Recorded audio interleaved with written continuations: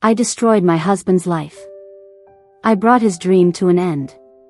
Even now, 3 years later, my hands shake when I think about that night. But I need to share this because maybe, just maybe, it will help someone understand what real love looks like when everything falls apart. My name is Daniela, and this is the story of how my husband Gabriel saved my life by destroying his own. This is a true story of love, loss, and the ultimate test.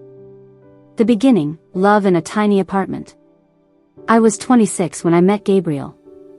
Working double shifts at a downtown diner, living in a studio apartment so small I could touch both walls with my arms spread wide. That's where I was in life, broke, exhausted, but still believing that something better was coming. Gabriel was different from the other guys who came into the diner. He didn't try to impress me with stories he probably made up. Instead, he ordered the same thing every Tuesday and Thursday for 2 months, black coffee and apple pie, and always left a $5 tip on a $7 bill. The first time he spoke to me beyond his order, he said, "You have the most honest eyes I've ever seen. Not pretty eyes, not beautiful eyes. Honest eyes." That's when I knew he was different. He was working construction then, hands permanently stained with paint and dirt under his fingernails no matter how hard he scrubbed. Gabriel told me later that he fell in love with the way I hummed while wiping down tables, how I never pretended the job was anything more than what it was, but I did it with dignity anyway. Our first date was a walk through the park because neither of us could afford dinner and a movie. We talked for 4 hours straight, sitting on a bench watching other people live their lives. Gabriel told me about his dreams, not just to be rich, but to build something that mattered. He wanted to start his own construction company, to create beautiful homes for families who deserved better than what they had.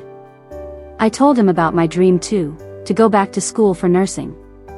I wanted to help people, to make a difference in those moments when everything falls apart. Little did I know how much those moments would define our lives.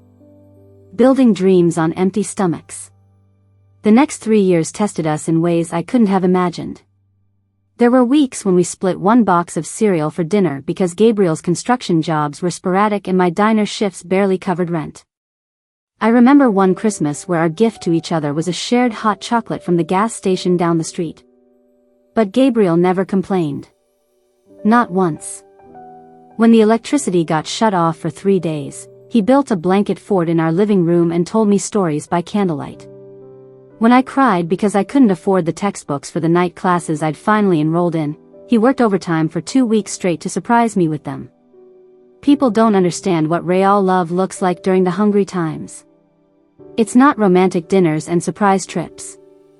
It's Gabriel giving me the last piece of bread while pretending he wasn't hungry. It's me staying up until 2 a.m., helping him practice his presentation for potential investors even though I had to work at 6 a.m. Gabriel had this way of making our tiny apartment feel like a palace. He'd pick wildflowers from empty lots and put them in mason jars around our place. He installed shelves he built from scrap wood so I could display the few books I owned. When our ancient radiator broke in February, he held me close every night until the landlord finally fixed it 2 weeks later. "Daniela," he used to whisper in the dark, "someday we're going to look back on this and miss how simple everything was." I thought he was crazy then. Miss being broke? Miss eating ramen noodles 5 nights a week? Miss wearing the same 3 outfits to work? But now, I understand what he meant. We were poor in money but rich in something else, a kind of pure love that hadn't been tested by success yet. The breakthrough. Everything changed when Gabriel met Marcus Chen, an investor looking for young contractors with vision.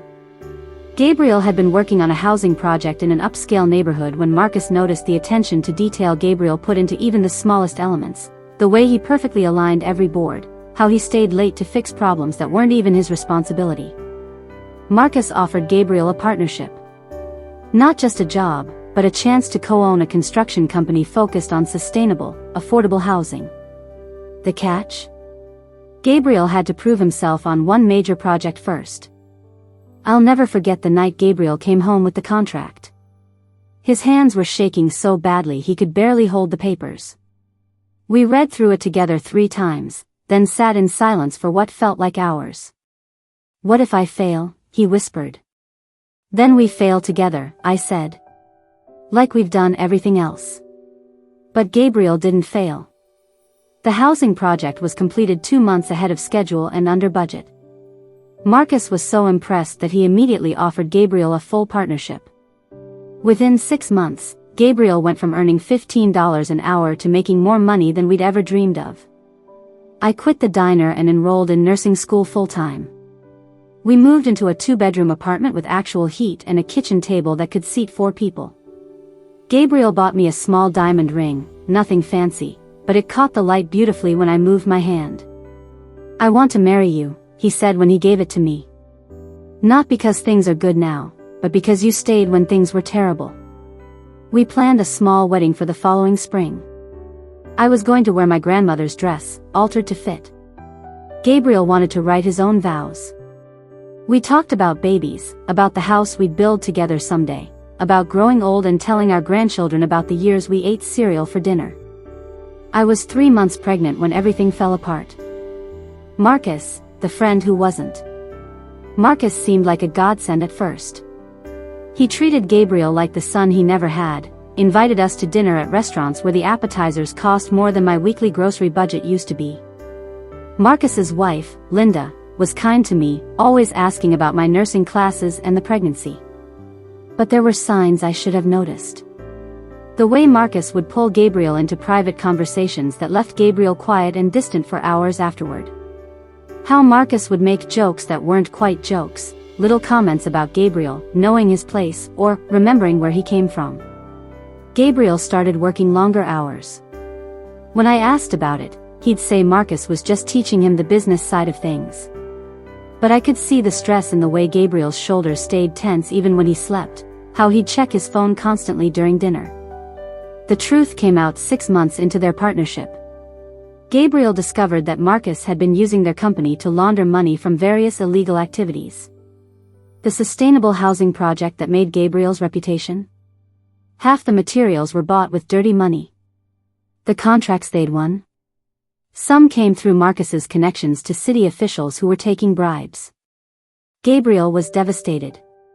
Not just because of the betrayal, but because he realized every success, every dollar that had changed our lives, was built on corruption he'd unknowingly participated in.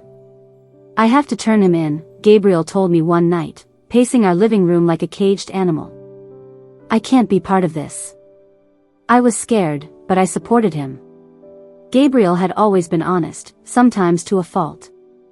The idea of him being involved in anything illegal, even unknowingly, was eating him alive. But when Gabriel confronted Marcus, threatening to expose everything to the authorities, Marcus showed his true nature. He threatened us. Not just Gabriel's career, but our safety.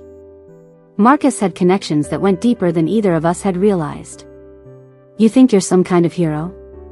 Marcus snarled during their final confrontation. "You're nothing without me. I made you, and I can destroy you just as easily." Gabriel quit the partnership immediately, walking away from everything we'd built. We knew Marcus would come after us legally, financially, maybe worse. Gabriel started documenting everything, preparing to take his evidence to the FBI. But we never got the chance. The night that changed everything. It was a Thursday in November. I remember because I had my nursing clinical rotations that day, and I was exhausted. 4 months pregnant, studying for finals, and dealing with the constant stress of Gabriel's situation with Marcus. I felt like I was drowning. Gabriel had been working on his documentation all week, gathering evidence, preparing his statement for the authorities. He was supposed to meet with an FBI agent the following Monday. We thought we were almost free. I was driving home from my study group around 10 p.m. The roads were slick from an earlier rain, and I was more tired than I should have been behind the wheel. I kept thinking about the baby, about whether we'd made the right choice in Gabriel leaving Marcus's company, about how we were going to start over financially. That's when I saw Marcus's car following me. At first, I thought it was coincidence. But when I turned left, he turned left. When I turned right, he followed. My heart started racing. I called Gabriel, but it went straight to voicemail. I was alone. I tried to lose Marcus by taking an unfamiliar route through a residential neighborhood. But I was panicking, driving too fast on wet roads, constantly checking my rearview mirror instead of watching the road ahead. I never saw the man step out from between two parked cars. The impact threw him 15 feet. I slammed on the brakes, my car skidding to a stop at an angle across the road. For a moment, everything was silent except for the sound of my windshield wipers moving back and forth. Then I heard someone screaming, and I realized it was me. I got out of the car on shaking legs. The man was lying motionless in the street, blood pooling beneath his head. I knelt beside him, trying to remember my first aid training, but his eyes were already vacant. I checked for a pulse I knew I wouldn't find. Marcus's car was gone. Like he'd never been there at all. I called 911, my voice barely a whisper. Then I called Gabriel. Gabriel's choice. The police were understanding at first. Accidents happen, especially on rainy nights. The man I'd hit was Donald Reeves, 53 years old, walking home from his job at a local factory. He had 2 teenage daughters and a wife of 25 years. But as the investigation continued, problems emerged. My blood alcohol level was 0, I wasn't on my phone, but I'd been driving 15 miles over the speed limit in a residential zone. The skid marks showed I'd been accelerating, not braking, when I hit him. I tried to explain about Marcus following me, about feeling threatened, about panic causing me to drive erratically. But there was no evidence. No witnesses. No surveillance footage of Marcus's car. My lawyer said the prosecution was likely to charge me with vehicular manslaughter, possibly more if they decided my behavior was reckless enough. Pregnant women don't fare well in prison. Neither do their babies. Gabriel and I spent 3 sleepless nights trying to figure out what to do. I was barely eating, barely functioning. Every time I closed my eyes, I saw Donald Reeves's face, thought about his daughters losing their father because I was too scared and stupid to drive safely. That's when Gabriel made his choice. He'd been drinking that night, not drunk, but enough that his blood alcohol level was still slightly elevated hours later. Gabriel went to the police station and changed his story. He said he'd been driving my car. That I'd been too tired, so he'd driven me home from my study group. In the confusion and trauma of the accident, I'd simply misremembered who was behind the wheel. Gabriel, no, I begged him. You can't do this. Daniela, look at me, he said, taking my face in his hands. I can survive prison. You can't. Our baby can't. This is the only way. But you're innocent. And you're pregnant with our child, he said simply. This isn't about innocent or guilty anymore. This is about protecting what matters most. The trial. Gabriel's lawyer tried to work out a plea deal, but the prosecutor was running for re-election and needed to look tough on crime. The case had gotten media attention because Gabriel's story kept changing, because he was a construction company owner who'd recently come into money, because Donald Reeves's family was vocal about wanting justice. I sat in that courtroom every single day, my growing belly a constant reminder of what Gabriel was sacrificing. His family was confused and hurt, not understanding why Gabriel would lie about driving. My family was devastated but grateful. The whole situation felt like a nightmare we couldn't wake up from. Gabriel was calm throughout the trial in a way that broke my heart. He answered every question steadily, never wavering from his story that he'd been driving that night. When they read Donald Reeves's daughter's victim impact statements, tears ran down Gabriel's face, but he never looked away. The worst part was watching Gabriel's reputation crumble. The media painted him as a wealthy contractor who thought money could buy his way out of consequences. Marcus, that snake, even gave an interview expressing his disappointment in Gabriel's moral failure. No one knew about Marcus's threats or corruption because Gabriel's evidence had been destroyed when the FBI raid on Gabriel's business found nothing. Marcus had been one step ahead. During his sentencing, Gabriel was allowed to make a statement. He stood up slowly, looked directly at Donald Reeves's family, and said, "I know nothing I say can bring back your husband and father. I know I've destroyed your family in a way that can never be repaired. I will carry the weight of that for the rest of my life. I'm sorry. I'm so sorry." Then he looked at me. To my wife Daniela and our unborn child, you are my heart. Everything I do for love. 12 years. Gabriel was sentenced to 12 years in prison. Alone with our secret. I gave birth to our daughter, Sophia, 3 months after Gabriel was incarcerated. She has his eyes, warm brown with little gold flecks, and his stubborn determination. From the moment she was born, she would only sleep when I hummed the same songs Gabriel used to sing to my belly during those last months we had together. The hardest part wasn't the practical stuff, though that was brutal. It was living with the secret. Everyone looked at me with pity, the young mother married to a man who'd killed someone through reckless driving. They whispered about whether I'd known what kind of person Gabriel really was, whether I was standing by him out of love or denial. I wanted to scream the truth. Gabriel had never hurt anyone. He was protecting me, protecting our baby. He was the most honest person I'd ever known, and he was sitting in a prison cell for a crime I'd committed. But I couldn't say anything without destroying the sacrifice he'd made. I finished nursing school because Gabriel insisted I continue pursuing my dreams, even from prison. He wrote me letters every single day for the first year. Long letters about his love for Sophia and me, about his dreams for when he got out, about how proud he was of my progress in school. His letters kept me alive during those first months when grief felt like it might swallow me whole. Prison changes people. Visiting Gabriel in prison was like watching someone I loved disappear piece by piece. The bright optimism that had carried us through our broke years was gone, replaced by a quiet resignation that scared me more than any anger would have. Sophia and I visited every Saturday for 4 years. She learned to walk in a prison visiting room. Her first clear word was, "Daddy," said while pointing at Gabriel through the thick glass divider during a video call. Gabriel aged 10 years in those first 4 years. Prison is hard on men who aren't built for that kind of environment.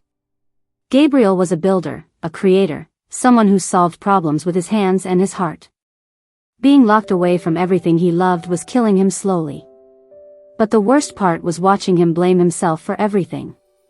Not just for the accident, but for every hardship Sophia and I faced as a result. When I told him about struggling to pay rent, he'd spend days quiet and withdrawn. When Sophia got sick and I had to miss work to take care of her, Gabriel would pace his cell all night. "This is my fault," he'd say during every phone call.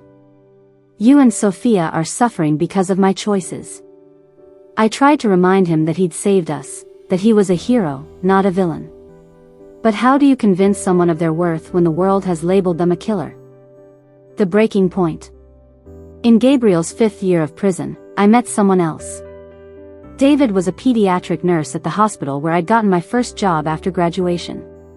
Kind, stable, good with Sophia. He knew about Gabriel but didn't judge me for visiting a husband in prison. David understood that life was complicated, that good people sometimes found themselves in impossible situations. David never pressured me to divorce Gabriel. He never even asked me to stop visiting.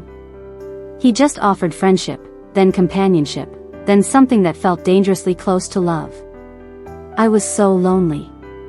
Sophia was 7 years old and asking questions about why other kids' daddies came home every night. I was 33 and exhausted from carrying the weight of our secret alone. David offered something I'd almost forgotten existed, normalcy.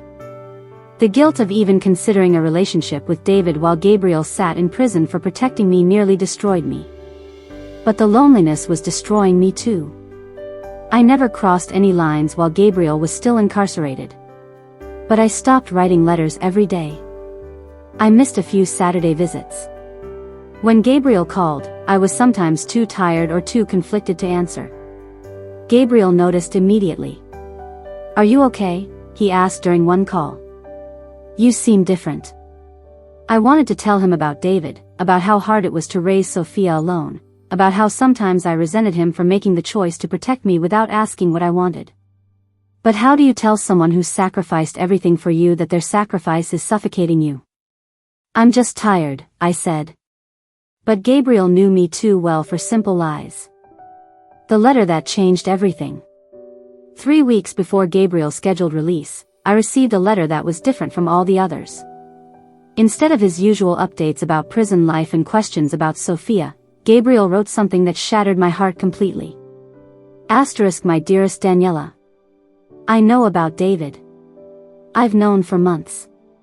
Mrs. Patterson from down the street writes to me sometimes, and she mentions seeing you with a man at Sophia's school play. I asked her to describe him, and I put together the pieces. I'm not angry. I'm grateful. For 7 years, I've watched you sacrifice your happiness for mine. You visit every Saturday, you accept collect calls that cost money we don't have, you raise our daughter to love a father she barely knows. You've been as much a prisoner as I have, just in a different kind of cell. David is a good man. I can tell by the way Sophia talks about him during our calls. She lights up when she mentions the science projects he helps her with, the way he makes you laugh. Our daughter needs that kind of stability in her life. You need it too. I've made arrangements for you to move on without me. I'm not going to fight for custody when I get out. I'm not going to burden you with a husband who carries a conviction for vehicular manslaughter. I'm not going to force Sophia to introduce her friends to a father who's an ex-convict. I love you enough to let you go. By the time you read this, I'll have signed papers transferring my parental rights to David if you choose to marry him. I've also made arrangements to move to another state when I'm released. You'll be free to build the life you deserve without the weight of my choices holding you back. Thank you for loving me through the worst of times. Thank you for giving me Sophia. Thank you for being the reason I survived 7 years in this place. Be happy, Daniela. That's all I've ever wanted for you. Forever yours. Gabriel *. I collapsed reading that letter. Sophia found me crying on the kitchen floor at midnight, clutching those pages like they might disappear. That's when I realized I had a choice to make. Accept Gabriel's sacrifice and build a new life with David, or fight for the love that had carried us through everything. The truth finally comes out. I chose to fight. I drove to the prison the next morning and demanded to see Gabriel immediately. When they told me visiting hours weren't until Saturday, I sat in the parking lot and refused to move until they made an exception. Gabriel looked shocked when they brought him to the visiting room.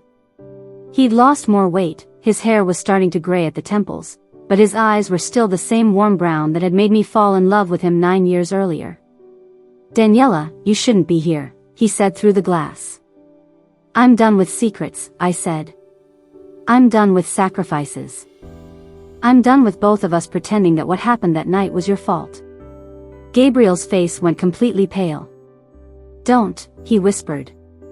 I was driving the car, I said loudly enough that the guard could hear. I killed Donald Reeves. My husband has been in prison for 7 years protecting me, and I'm not going to let him sacrifice one more day of his life.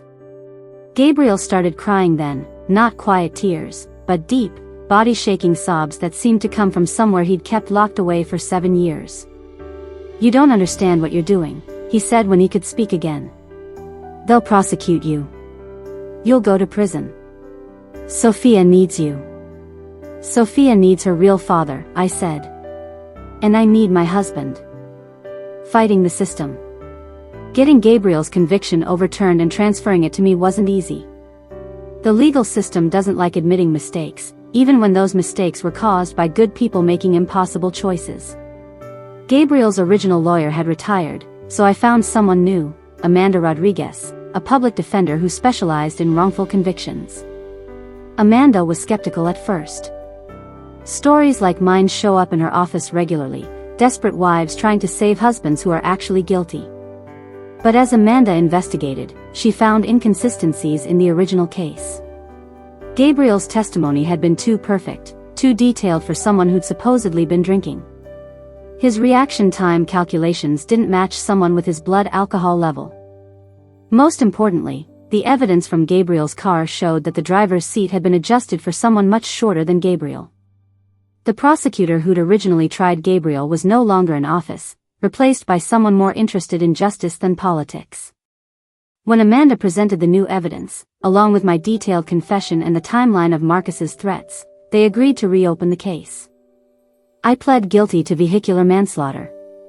Because of the 7 years that had passed, because of my previously clean record, because of my cooperation in exposing the truth, I was sentenced to 3 years with the possibility of parole in 18 months.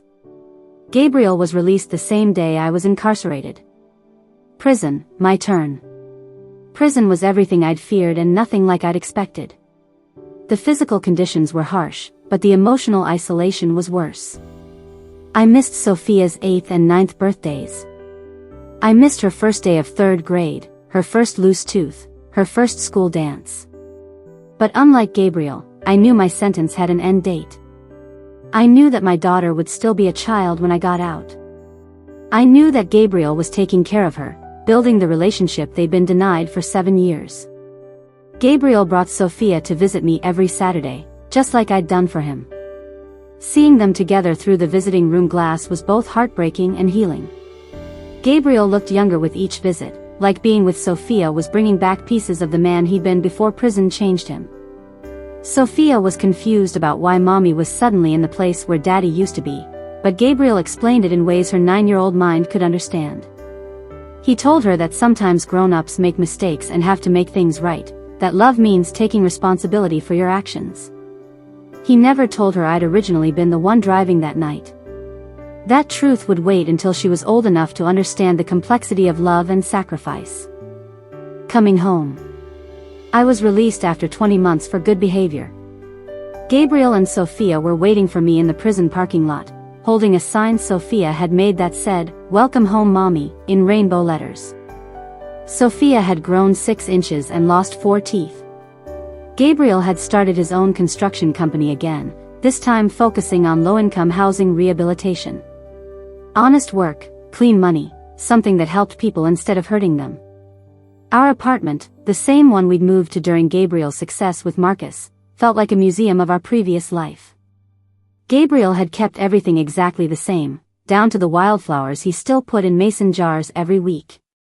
That first night home, after Sophia was asleep, Gabriel and I sat on our couch not knowing how to talk to each other. 8 years of separation, him in prison, then me in prison, had changed us both. We were like strangers wearing the faces of people we used to love. "Are you sorry?" I asked him. "About taking the blame?" Gabriel was quiet for a long time. Then he said, "I'm sorry it took us this long to be free. Rebuilding us. Learning to be a family again was harder than either of us had expected. Sophia had abandonment issues from losing both parents to prison at different times. Gabriel struggled with anxiety and depression from his years of incarceration. I battled guilt about Donald Reeves's death and the cascade of consequences that followed. But we had something most couples never experience: absolute certainty about each other's love. When someone sacrifices everything for you, when someone accepts your worst mistakes and loves you anyway, when someone chooses your well-being over their own freedom, there's no question left about commitment. We started family therapy. Sophia needed help processing everything that had happened. Gabriel needed help adjusting to life outside prison. I needed help forgiving myself for the accident and for the years Gabriel spent paying for my mistake. Our therapist, Dr. Martinez, helped us understand that trauma bonding isn't the same as love, but that real love can survive trauma if both people are willing to do the work of healing together. Gabriel had nightmares for the first year he was out of prison. Sometimes he'd wake up panicked, thinking he was back in his cell. I'd hold him until the fear passed, humming the same songs he used to sing to Sophia before either of us had been taken away. I struggled with driving for months after my release. Even as a passenger, I'd tense up whenever we passed the intersection where the accident happened. Gabriel never pushed me to get behind the wheel again, but he patiently helped me work through the anxiety when I was ready. Sophia needed the most healing of all. She'd spent years not knowing which parent might disappear next, living with Gabriel's sadness and my absence, trying to be strong beyond her years. It took months of family dinners, bedtime stories, and consistent presence before she stopped asking if we were going to leave again. What we lost, what we found. The truth is, we never got back to who we were before that night. The couple who split hot chocolate and built blanket forts was gone, replaced by people who understood the weight of consequences in ways most people never will. Gabriel's construction company is successful now, but he'll never be the ambitious dreamer he was at 28. Prison changes you. He's more careful, more guarded, less trusting of new opportunities. Sometimes I catch him staring into space, and I know he's thinking about the years we lost. I work as a trauma nurse now, specializing in emergency care. My experience with sudden loss, with life-changing accidents, with the way everything can fall apart in an instant, it makes me better at my job. I can look into the eyes of a mother whose child has been hurt and understand her fear in ways my colleagues can't. Sophia is 15 now. She knows the full truth about that night, how I was driving, why Gabriel took the blame, what love looks like when it requires everything. She's proud of both of us, but I worry about the pressure she feels to live up to parents who made such dramatic sacrifices for each other. We still live in the same apartment. Gabriel could afford better now, but Sophia says this place feels like home because it's where we all came back together. The walls are covered with pictures from the years we were separated, Sophia's school plays, Gabriel's prison graduation ceremony where he earned his GED, my nursing school graduation that I attended via video call from prison. The weight of real love. People romanticize sacrifice and love, but they don't understand the cost. Gabriel didn't just spend 7 years in prison for me, he spent 7 years believing he was protecting our family by destroying himself. I didn't just spend 20 months incarcerated, I spent years drowning in guilt for letting him take my punishment. Real love isn't beautiful.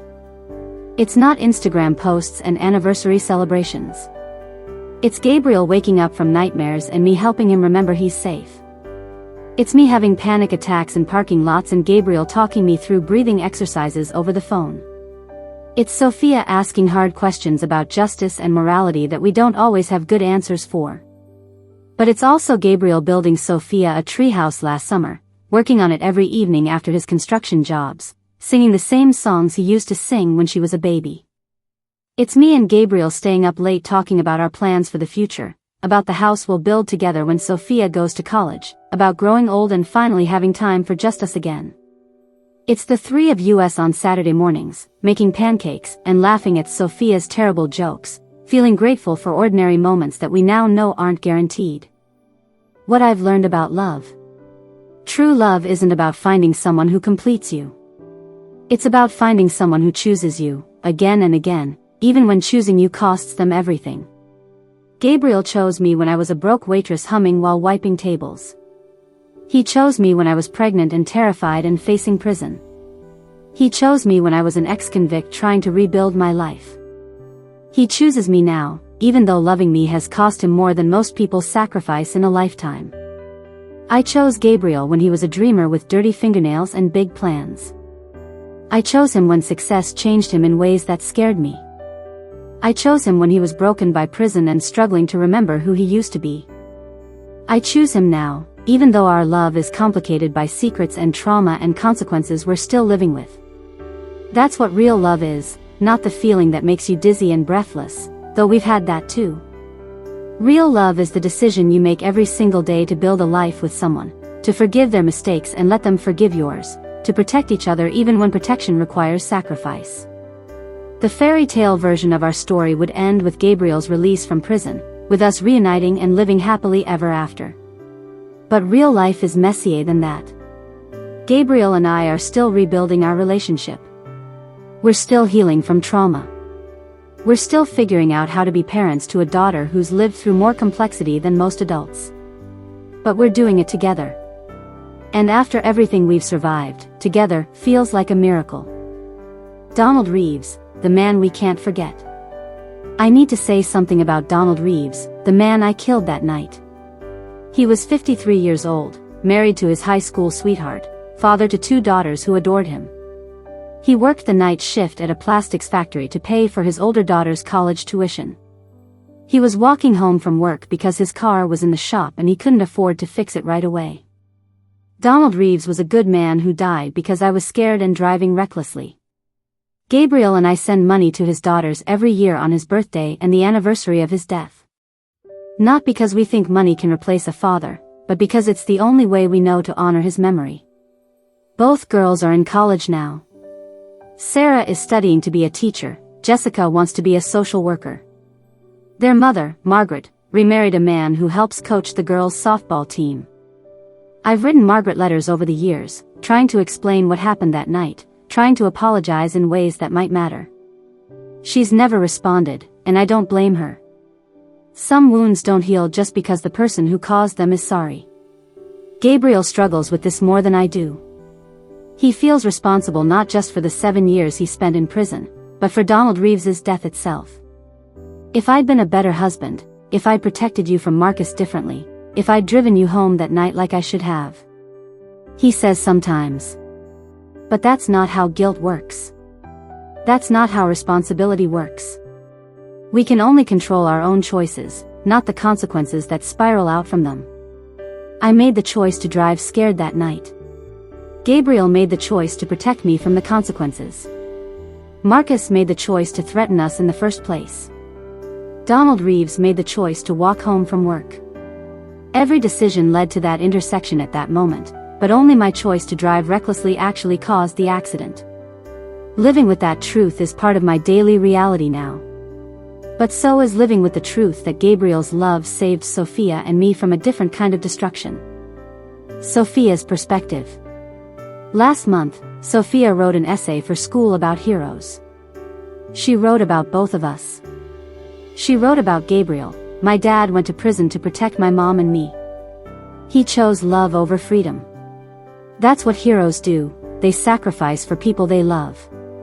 She wrote about me. My mom told the truth even when it meant going to prison herself. She chose honesty over safety. That's what heroes do, they take responsibility for their actions. Then she wrote, heroes aren't perfect people who never make mistakes. Heroes are people who love each other enough to face the consequences of their mistakes together. Reading Sophia's essay, I realized that our daughter understands something about love that I'm still learning. It's not about being worthy of someone's sacrifice. It's about honoring that sacrifice by becoming someone worthy of the love that motivated it. Where we are now. Gabriel and I remarried last year. Not because we needed to legally, we'd never actually divorced. But because we wanted to make new promises to each other, promises that acknowledged who we'd become through all the pain and separation. Our new vows were different from the ones we'd planned to say in that small wedding before everything fell apart. Gabriel promised to trust me with the hard decisions, to let me protect him sometimes instead of always trying to protect me. I promised to accept his love without guilt, to build a future instead of dwelling in the past. We're planning to buy a house next year, the first home we'll actually own together. Gabriel wants to build it himself, every board and nail placed with intention. Sophia wants a big bedroom where she can have friends sleep over. I want a garden where I can grow vegetables and flowers, where I can create life instead of just treating people when life goes wrong. People sometimes ask me if I regret telling the truth, if I wish I'd let Gabriel serve his full sentence so I could have stayed free. It's a question that used to make me angry, but now I understand why they ask it.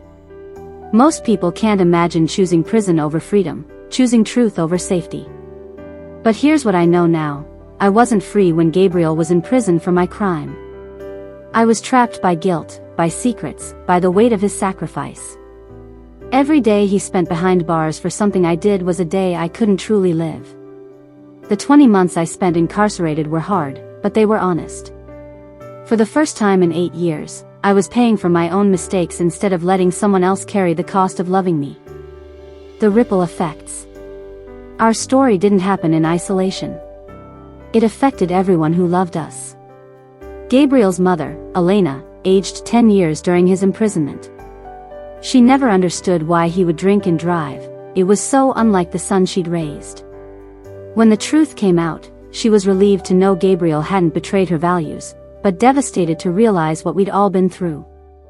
Elena moved closer to us after I was released, wanting to help with Sophia and to make up for lost time with Gabriel. My parents struggled with different emotions. They were grateful Gabriel had protected me, but guilty that their son-in-law had suffered for their daughter's mistake. My father, especially, felt like he'd failed somehow, that a real man would have found a way to protect both of us. Sophia's teachers noticed her anxiety and academic struggles during the years when her parents kept disappearing. Mrs. Chen, her third-grade teacher, spent extra time helping Sophia with reading, sensing that this little girl needed more stability than she was getting at home. When Sophia wrote that essay about heroes, Mrs. Chen called to tell us how proud she was of Sophia's resilience. Even David, the nurse I'd grown close to during Gabriel's incarceration, was affected by our story. He'd been prepared to build a life with Sophia and me, to be the steady father figure Sophia needed. When I chose to fight for Gabriel instead, David had to rebuild his own dreams. He's married now, with twins, and he still sends Sophia birthday cards every year. What success really looks like. Gabriel's construction company, Reeves and Associates, yes, he named it after Donald, focuses on rehabilitation projects in low-income neighborhoods.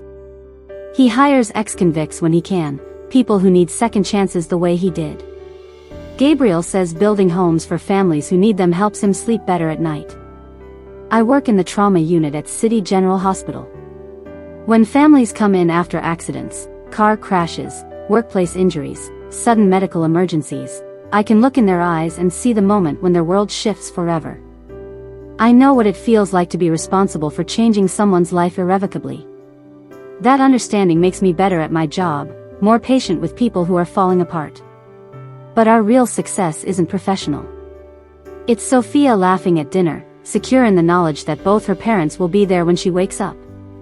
It's Gabriel and me planning a vacation, something we've never done as a complete family. It's the way we've learned to argue about normal things like whose turn it is to do laundry, instead of life and death decisions. Success is ordinary. It's boring. It's beautiful. The questions people ask. Would you do it again? That's the question people ask most often when they hear our story. Would Gabriel take the blame again if he knew what it would cost? Would I confess again if I could go back? The answer is complicated. Knowing what I know now about prison, about trauma, about the long road to healing, would we make the same choices? Gabriel says yes without hesitation. Protecting you and Sophia was the only choice that mattered, he tells me. The cost was high, but the alternative was higher. I'm less certain. If I could go back to that night, I'd never get in the car scared and panicked. I'd call Gabriel to come get me, or I'd wait at my study group until Marcus was gone. I'd make a dozen different choices that would have prevented the accident entirely. But if the accident had to happen, if Donald Reeves had to die because of my reckless driving, then yes, I'd confess again. Gabriel's sacrifice deserved honesty, even if honesty came 8 years too late. Teaching Sophia about love. The hardest part of our story is figuring out what to teach Sophia about love. Do we tell her that love means sacrifice, that you should be willing to give up everything for someone you care about? Do we teach her that love means honesty, that you should always tell the truth even when it costs you? Both lessons are true, and both can be dangerous. Dr. Martinez, our family therapist, says we should focus on teaching Sophia about choice. Gabriel chose to protect me, and I chose to free him. Neither choice was required by love, they were gifts we gave each other, freely offered and freely accepted. Love gives you options, Dr. Martinez explains to Sophia during our sessions. It doesn't force you to make any particular choice. Your parents made big decisions because they wanted to, not because they had to. Sophia is smart enough to understand the difference. She sees that love can inspire sacrifice, but it shouldn't demand it. She sees that truth matters, but so does timing and wisdom. Mostly, Sophia sees that love is work. Daily, intentional, sometimes difficult work. She watches Gabriel and me choosing each other every day, not because we're swept away by romance, but because we've decided that building a life together is worth the effort. The other families. We're not the only family damaged by that night 8 years ago. Donald Reeves's daughters, Sarah and Jessica, lost their father because of my choices. Margaret Reeves lost her husband. Their extended family, grandparents, siblings, cousins, all felt the impact of Donald's sudden death. I think about them often, especially during holidays when families gather. Sarah graduated from college last year and sent us an invitation to her graduation ceremony. We didn't go, our presence would have been painful for Margaret, but we sent flowers and a note congratulating Sarah on her accomplishment. Jessica is engaged now to a young man she met at the social work program where she volunteers. She's planning a fall wedding. Margaret sent us a photo last Christmas, Jessica in her engagement dress, radiant and happy, but with her father's eyes. These are the ripple effects of that night that don't get resolved with confessions and prison sentences. A family learns to celebrate milestones without their father and husband. Two young women plan their futures knowing their dad won't be there to walk them down the aisle or meet their children. Gabriel and I carry that weight differently. Gabriel focuses on the work we can do now, the money we send, the charitable work through his company, the way we try to honor Donald's memory. I focus on the hurt we can prevent, the trauma patients I help in the ER, the families I support through their worst moments. Neither approach erases what happened, but both help us live with it. What real forgiveness looks like. People expect our story to have a clean ending about forgiveness, that Margaret Reeves has forgiven me, that I've forgiven myself, that Gabriel has forgiven me for letting him take the blame for so long. Real forgiveness is messier than that. Margaret will never forgive me, and she shouldn't. I took away the most important person in her world. No amount of regret or restitution changes that fact. I'm still working on forgiving myself. Some days I can look in the mirror and see someone who made a terrible mistake but who's trying to make amends. Other days I see someone who killed a good man and let her husband pay the price. Gabriel says he forgave me the moment he decided to take the blame. But forgiveness isn't a one-time decision, it's a daily choice to love someone despite the harm they've caused. Gabriel makes that choice every morning when he kisses me goodbye before work, every evening when he helps with Sophia's homework, every night when he holds me close despite the nightmares we both still have. That's what real forgiveness looks like, not a dramatic moment of absolution, but a quiet decision to keep loving someone even when love is hard. Growing old together. Gabriel is 41 now, I'm 38, and Sophia is 15. We've spent more years apart than most couples ever do, but we've also chosen each other more deliberately than most couples ever have to. Gabriel's hair is going gray at the temples, and he has scars on his hands from prison fights he's never told me about. I have worry lines around my eyes and a small scar on my forehead from an incident at work where a patient threw something at me during a psychotic episode. We look like people who've lived through hard things, because we have. But we also look like people who've survived together. There's something in the way Gabriel and I move around each other, the way we anticipate each other's needs, the way we can communicate with just a glance across a room. It's the intimacy that comes from choosing someone over and over again, from building a life slowly and intentionally despite obstacles that would have destroyed most relationships. Sophia notices it too. You and Dad look at each other differently than my friend's parents do, she told me recently. Like you're still surprised to be together. She's right. After everything we've been through, being together still feels like a small miracle. The legacy we're building. Our story will always be connected to loss, Donald Reeves's death, the years Gabriel and I spent in prison, the childhood Sophia lost while her parents were separated. We can't change that legacy. But we can build something else alongside it. Gabriel's company has rehabilitated over 200 housing units in our city's poorest neighborhoods. Families who couldn't afford decent housing now have safe, beautiful homes because Gabriel understands what it means to lose everything and need a second chance. I've been the primary nurse for thousands of trauma patients over the past 3 years. I've held hands with mothers whose children were hurt in accidents, talked fathers through the worst nights of their lives, helped families navigate grief that feels impossible to survive. My experience with sudden loss makes me better at helping others through theirs. Sophia volunteers at a local literacy program, helping elementary school kids who are struggling to read. She says she wants to help children who feel different or behind, the way she felt during the years when her family situation made her different from her classmates. These aren't grand gestures that erase the harm we've caused. But they're evidence that people who've made terrible mistakes can still build meaningful lives, that love can survive trauma and create something beautiful on the other side. What I want people to know. If you're reading this story, you might be facing your own impossible situation. Maybe you've made a mistake that feels unforgivable. Maybe someone you love is asking you to sacrifice more than you think you can give. Maybe you're carrying a secret that's slowly killing you from the inside. Here's what I want you to know. Love is not about perfection. Gabriel and I aren't perfect people who found perfect love. We're flawed people who chose each other despite our failures, who built something strong enough to survive the consequences of our worst mistakes. Sacrifice in love is real, but it should be chosen freely, not demanded or expected. Gabriel chose to protect Sophia and me, but I didn't ask him to. When love requires sacrifice, both people need to be willing participants in that choice. Truth matters, but timing matters too. I should have told the truth about that night immediately, but I was young and scared and pregnant. When I finally found the courage to confess, it was almost too late. Don't wait 8 years to be honest about things that matter. Healing takes time, and it's not linear. Gabriel and I have been rebuilding our relationship for 3 years now, and we still have bad days. Sophia is still processing her childhood trauma in therapy.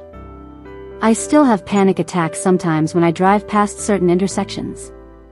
Healing doesn't mean forgetting or getting over things. It means learning to carry the weight of the past without letting it destroy your future. Everyone deserves a second chance, but not everyone gets one. Gabriel and I were lucky that the legal system eventually listened to the truth. We were lucky to have family support during the hardest years. We were lucky that Sophia was young enough to heal from the trauma of our separations. Not everyone who makes mistakes gets the opportunity to rebuild their life. If you get a second chance, don't waste it on regret. Use it to build something worthy of the sacrifice others made for you.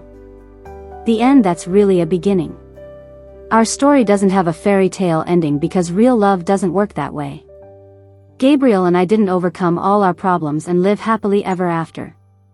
We learned to carry our problems together, to choose each other despite the weight of consequences that will follow us for the rest of our lives. But that's enough.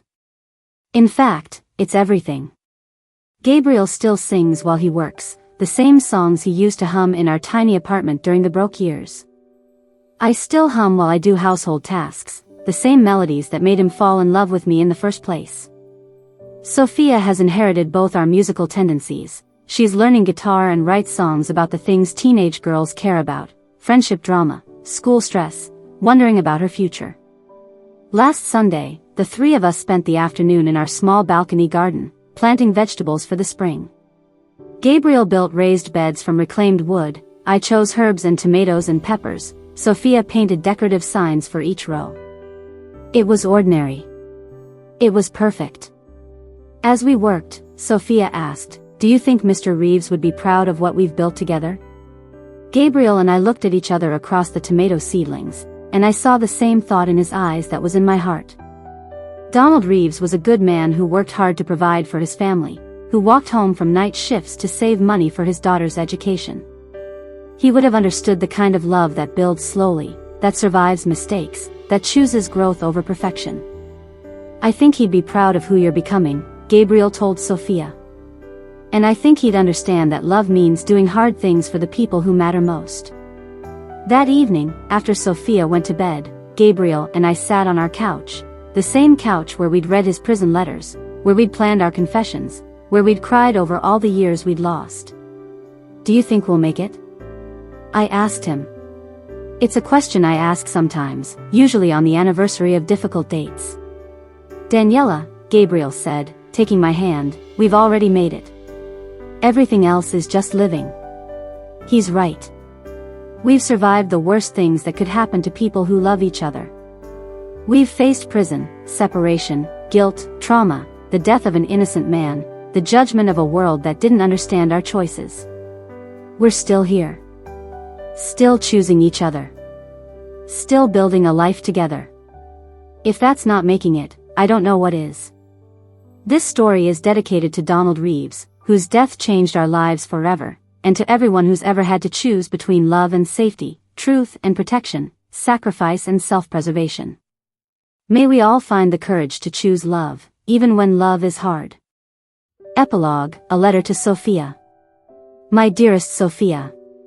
Someday you'll read this story, the full version, not the simplified explanation we gave you when you were younger. You'll understand the complexity of the choices your father and I made, the weight of the consequences we're still carrying. I want you to know that every sacrifice was worth it because it led to you. You are the best thing your father and I have ever created together. You are proof that love can survive anything, that beauty can grow from the worst kinds of soil.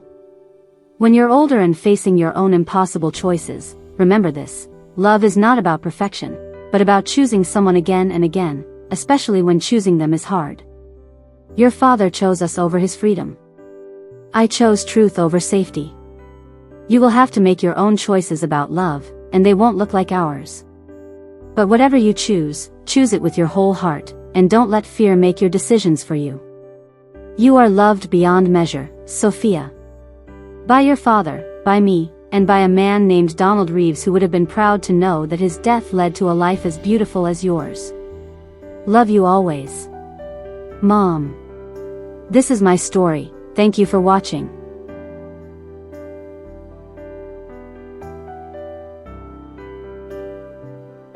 If this story reminded you that real love isn't perfect, it's chosen, please hit that like button and share it with someone who needs to remember that sacrifice and truth can coexist in the same heart.